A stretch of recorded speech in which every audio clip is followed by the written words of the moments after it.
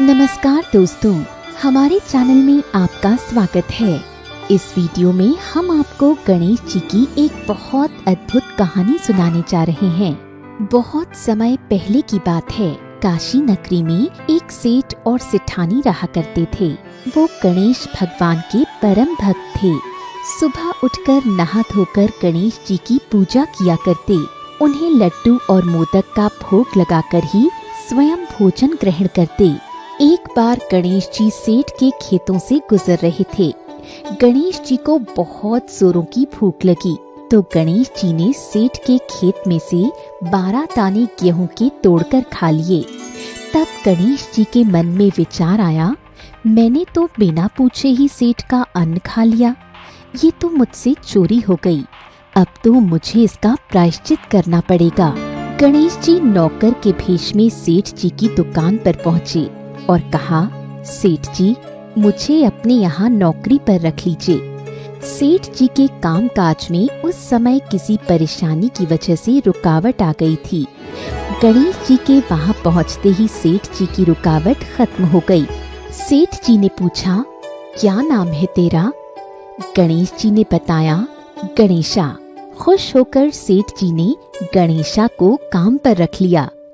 एक दिन जब गणेशा काम कर रहा था, तब उसने देखा कि सेठानी शौच क्रिया से निवृत्त होकर राख से हाथ धो रही थी।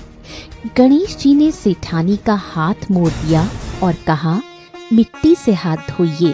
सेठानी बहुत क्रोधित हुई और सेठ जी से जाकर शिकायत की। तब सेठ जी ने गणेशा को वहाँ बुलाकर पूछा कि तुमने सेठानी का हाथ क्यों मोड़ा?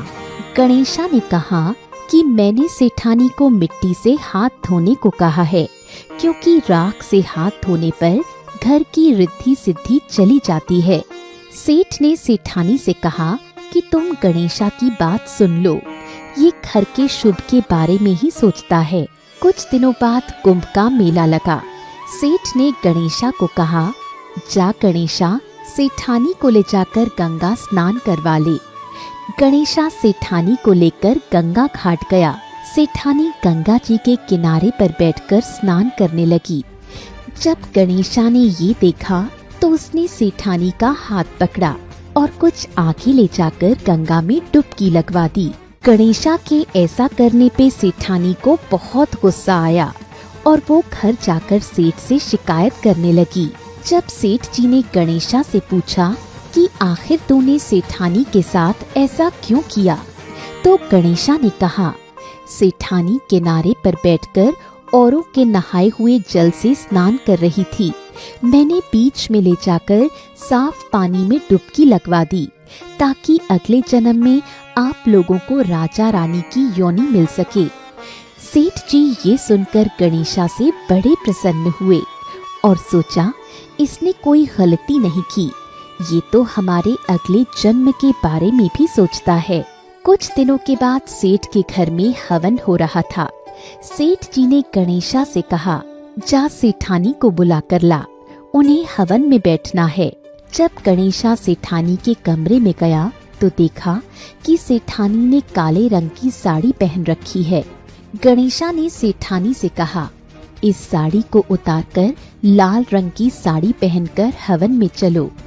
गणेशा के ऐसा कहने पर सेठानी उस पर भड़क गई और तुरंत सेठ जी से गणेशा की शिकायत करने लगी। जब सेठ जी ने गणेशा से पूछा तो गणेशा ने कहा, सेठानी काले कपड़े पहनकर हवन में बैठने आ रही थी। काले कपड़े पहनकर पूजा करने से पूजा का फल नहीं मिलता और घर में अमंगल होता है, इसलिए मैंने सेठानी से लाल कपड़े पहनने को कहा। ये सुन सेठ जी ने सेठानी से कहा, ये गणेशा बहुत ही समझदार है, हमेशा हमारे हित के बारे में सोचता है। ये जैसा कहता है वैसा ही करो। कुछ दिनों के बाद गणेश चतुर्थी आई। पंडित जी ने गणेश जी की नई मूर्ति लाने के लिए कहा। सेठ जी ने कहा कि नई मूर्ति तो नहीं है। तब गणेशा सामने आकर बोला कि मूर्ति की जगह मुझे बैठा लो, मुझे भोग लगाकर मेरी पूजा करो। ये सुनकर सेठ जी को गणेशा पर बहुत जोर से गुस्सा आया। उन्होंने गणेशा पर चिल्लाते हुए कहा, तेरी इतनी हिम्मत! अब तक तो तू सिर्फ सेठानी को परेशान किया करता था, अब तू मेरे साथ भी मजाक करने लगा है। तब गणेश जी अपने असली रूप में आ गए और पूजा के स्थान पर विराजमान हुए। सेठ सेठानी दोनों गणेश जी को देखकर मनमोहित हो गए। उनके मुंह से एक स्वर नहीं निकल रहा था।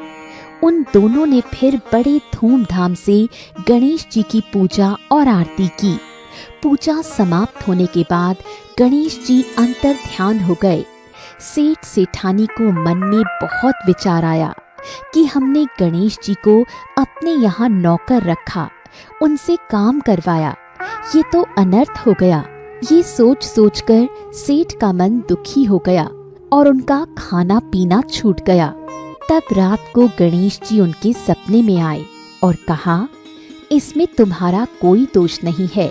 मैंने तुम्हारे खेत से 12 दाने गेहूं के तोड़कर खाए थे, जिसके कारण मैं तुम्हारे यहाँ नौकर बनकर आया। गणेश जी ने सेठ जी को आशीर्वाद दिया कि तुम्हारा घर धन धान्य से सदा भरा रहेगा, तुम पर मेरी कृपा हमेशा बनी रहेगी। बोलो गणेश जी महाराज की जय। हे गणेश जी महाराज, जिस तरह आपने सेठ सेठानी को आशीर्वाद दिया, वैसा इस कहानी को देखने और सुनने वालों को भी देना। ऐसी और भी धार्मिक कहानियाँ देखने के लिए हमारे चैनल को सब्सक्राइब करें और हमें फेसबुक और इंस्टाग्राम में फॉलो करें।